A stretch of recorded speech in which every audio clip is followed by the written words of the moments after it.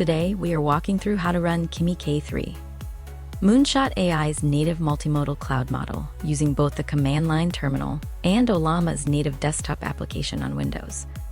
Because Kimi K3 is a cloud-hosted model, it runs through Ollama's cloud inference endpoint, meaning you will need a signed-in Ollama account to access it. Let's look at both methods step by step.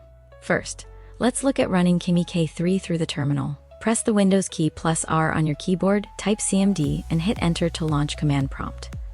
Before running cloud models, make sure you are signed in to your Ollama account.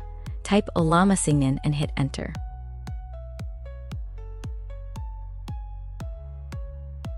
Your web browser will open to ollama.com, where you can sign in with GitHub, Google, or your email.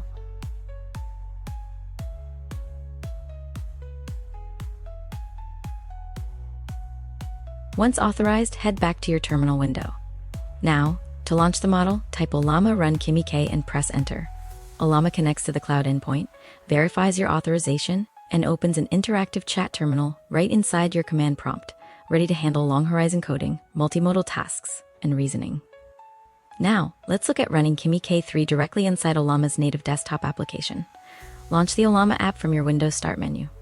First, ensure your account is connected inside the app. Click on Settings in the bottom left sidebar.